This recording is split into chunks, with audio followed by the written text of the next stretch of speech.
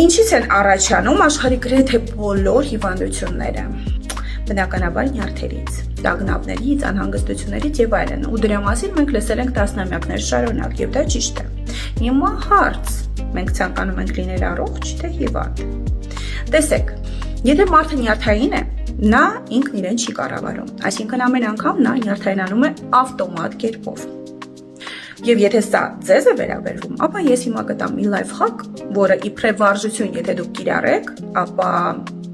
աստիճանաբար ձեզ կվարժեցնեք, որպեսզի ձեր նյարդային համակարգը լինի կառավարելի։ Ուրեմն, առաջադրանքն է, որպեսզի դուք ձեր նյարդային համակարգը սկսեք կառավարել ձեռքերով, բայց ոչ թե ուղիղ իմաստով, այլ ռուչնոե ուպրավլենիե իմաստով։ Ասեմ, որ այս մեթոդը կիրառում են նարատիվ հոգեբանության, կոգնիտիվ թերապիաների եւ անգամ նեյրոբիոլոգիայի մեջ։ Իսկ կոնկրետ մեթոդը դուք կարող եք կարդալ նկարագրությունների բաժնում։ Իսկ հիմա կոնկրետ մեթոդը։ Ուրեմն ամեն անգամ, երբ դուք բախվում եք ինչ-որ իրավիճակի հետ, ձեր ուղեղը արձագանքում է ոչ միայն այդ իրավիճակին, այլ նաև նրան, թե ինչ անուն եք դրան տալիս դուք ձեր ներսում։ Օրինակ, եթե ձեզ դավաճանել են, դուք ձեզ ոչ թե պետք է ձեր ներսում ոչ թե պետք է հաստատեք, որ ձեզ դավաճանել են, այլ օրինակ կարող եք ձևակերպել ու հաստատել ձեր մեջ այսպես. ես բախվեցի իմ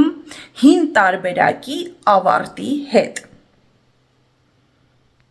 Հաջորդ օրինակը. ենթադրենք ինչ-որ իրավիճակի հետ կապված դուք կորցրել եք շատ տարիներ։ Դուք ոչ թե այդպես բացասական գնահատական եք տալիս ձեր ներսում,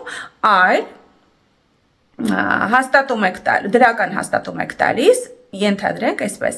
ես ունեցա թանկագին փորձ, որից հետո իմ որոշումները փոխվեցին կամ կփոխվեն։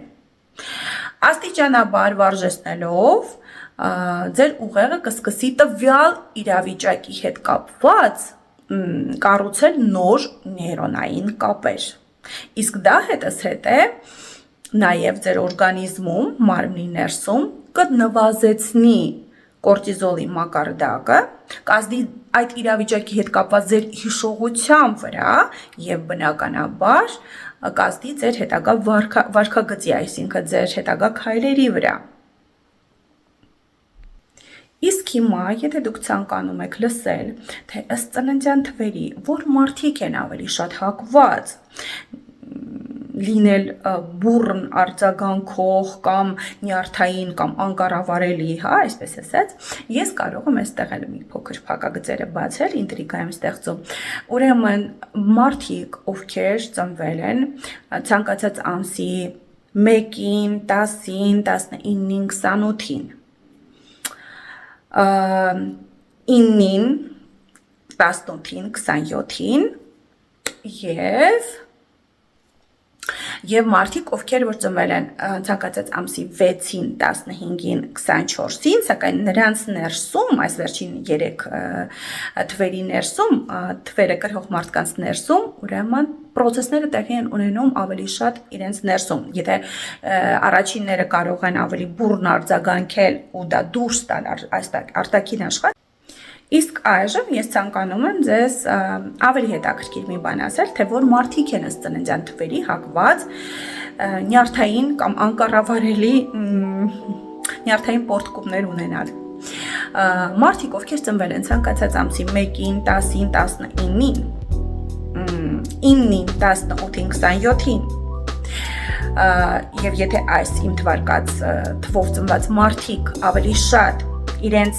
բոլոր էմոցիաները դուրս են հորդում, այսպես ասած, արձագանքը լինում է դեպի արտաքին աշխարհ, ապա ցանկացած ամսի ծնված 6-ին, 15-ին եւ 24-ին ծնված մարդիկ, որոնք նույնպես կարող են շատ յուրագրգիռ լինել, այսպես ասած, այս վերջիններից մոտ այդ process-ները կարող է տեղի ունենալ արդեն իրենց ներսում, այսինքն նրանք չարձագանքեն դեպի արտաքին աշխարհ,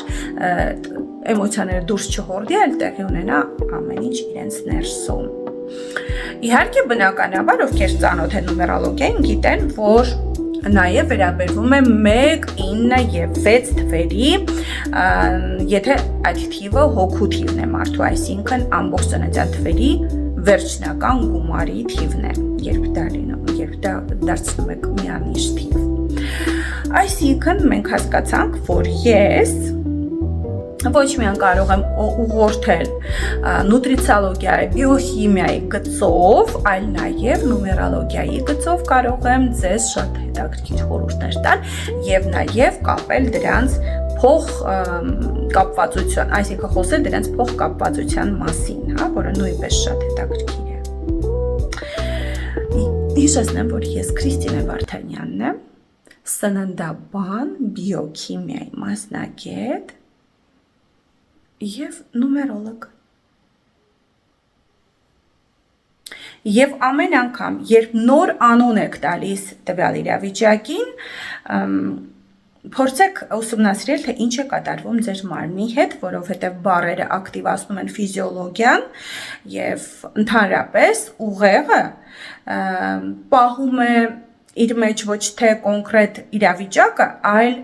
դրա ինտերպրետացիան ու ավելի կարևորություն է տալիս, մեր օրգանիզմն ու ուղեղը ավելի կարևորություն են տալիս դրա ինտերպրետացիային, քան հենց կոնկրետ իրավիճակին։ Այդ թե ինչու է, որ 2 տարբեր մարդիկ կամ 10 տարբեր մարդիկ նույն իրավիճակը կարող են ապրել, սակայն նրանց և փսիխիկայում, և մարմնի ներսում տեղի ունենան ընդհանրապես տարբեր ռեակցիաներ։ Ահա այսպիսի հետաքրքիր բաներ։